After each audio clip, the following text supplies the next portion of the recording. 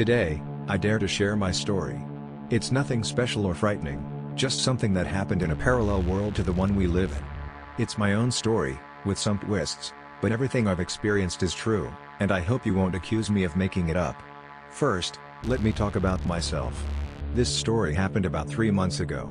I used to be a computer science student. However, after graduating and spending some time, fate and circumstances led me to Eerie for work.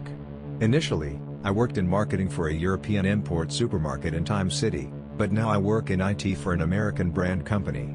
Sorry for the long introduction, I don't want to digress. Initially, when I moved to this area, I felt quite lonely. I had no friends or close relatives here. Luckily, I had a few friends who were also studying in the city, so I moved in and shared an apartment with them. After about a month or two, when my job became more stable, I decided to find a separate room because I didn't have much compatibility with them, and I also wanted some privacy. I'm quite peculiar, very neat and clean, and I don't want anyone to touch my personal belongings. I have many rules. Unfortunately, while living with them, my laptop got stolen. It was a hard-earned purchase for me, and I felt heartbroken. I don't understand how, but someone managed to break into the house and take away 2 laptops and a phone while both of them were sleeping. I was furious and didn't know what to do. I moved to a room that was quite close to their room. I wanted a room nearby so that I could occasionally visit the internet cafe where we used to hang out and meet familiar faces. The new boarding house was quite old, with 2 floors. The lower floor had 4 rooms, and the upper floor had 3. My room was the smallest, the cheapest, and probably the worst location. It was situated at the end of the lower floor, right next to the staircase leading to the second floor. Across from my room were 2 shared bathrooms for the other 3 rooms, while my room was small but private. Overall, it was okay, but I wasn't too happy with it. It was a bit dim and inconvenient because sometimes when I returned home in the evening, the neighbor would turn on the water loudly to shower, and it was hard to bear. For the first 1 or 2 weeks, everything was fine.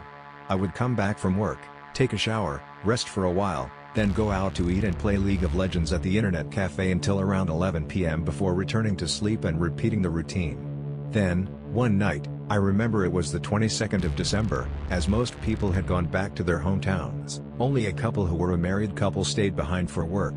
I had to work until the 26th of December.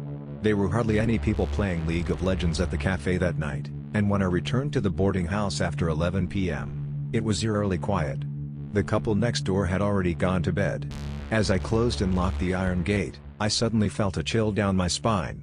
I turned around but didn't see anything, yet my whole body was covered in goosebumps. To reassure myself, I spoke in a confident tone, as if marking my presence, in case there was a real thief around. Then I calmly walked to my bike, opened the door, passed by the 2 bathrooms opposite my room, and felt a sudden fear. I wanted to look inside, but I swear I couldn't bring myself to do it. After entering my room, closing the door with a loud noise, and taking a breath, I sat still for about 5 minutes.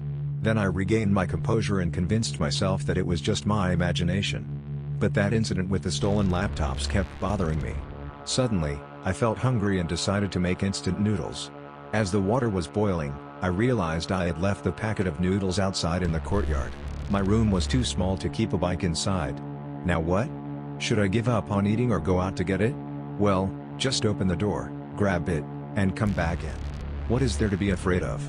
I thought to myself. So I made up my mind, as the water was already boiling.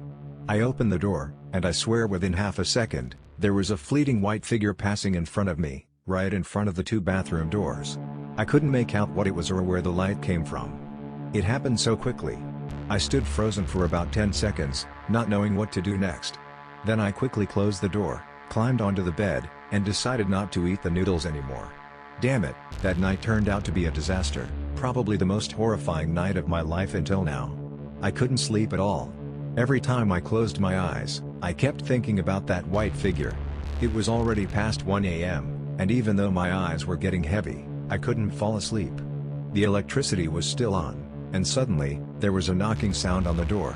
First, it was the window, then the main door, but I didn't hear any footsteps. The window was always closed because opening it didn't make any difference except for a direct view into the 2 bathrooms. And at that time, I still had the lights on, so I couldn't have missed any footsteps. I stood up and asked who it was, but there was no response. After 15 minutes, the knocking sound came again. I was terrified by now.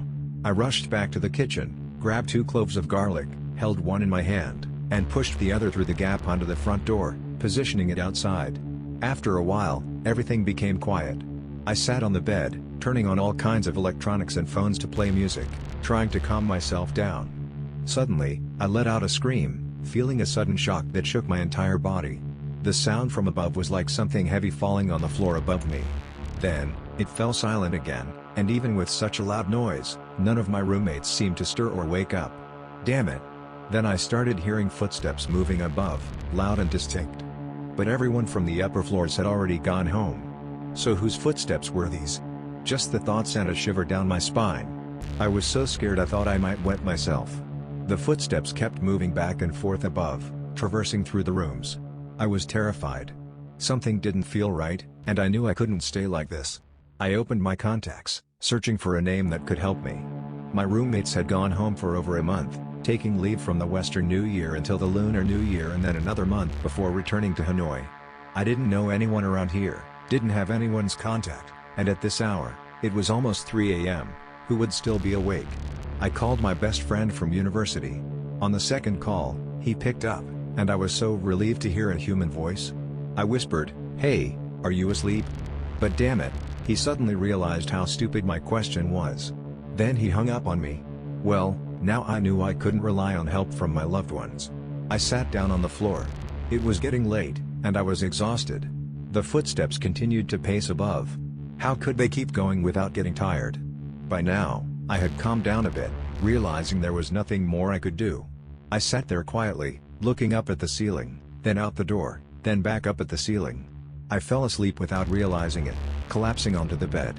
I had a very eerie dream. I only remember meeting a little boy, probably around 5 or 6 years old, dressed like an adult, and he had a mature look on his face. Every now and then, he would look at me and smile. Then suddenly, my phone rang, jolting me awake. It turned out my colleagues from work, who hadn't seen me come in, called to check on me. It was nearly 10 a.m., and I had been sitting there in the same position all night. I made up an excuse about feeling sick with a fever and asked for the day off. Looking back at the room, everything seemed normal. The garlic in my hand was still there, but the garlic I placed outside the door was gone. I asked the 2 roommates, but they said they didn't see anything and didn't experience anything the previous night. I decided to investigate the upper floor, in case someone hadn't returned yet. As I went up, I noticed that all the doors were closed, and on the wall, near the upper corner of the door, almost touching the ceiling, there were faint footprints of a small child. If you didn't pay attention, you probably wouldn't notice them, and even if you did see them without being involved in the incident like me, you probably wouldn't think they were footprints. I immediately requested to go back to my hometown that afternoon. I even gave up on receiving the Tet holiday bonus. When I arrived home, I told my mother, and she went to a nearby temple to seek advice. The temple master said I was being troubled by a mischievous child spirit, harmless but mischievous, and it could be appeased and sent away with proper rituals and offerings. My mother advised me to perform the rituals and then move to a new boarding house. So, during the Lunar New Year, I bought some fruits, placed a plate of rice, lit incense in the ritual room, and requested a room transfer. Although I had paid a 3-month deposit, luckily the landlord returned it because I told them I had been laid off and had to return to my hometown.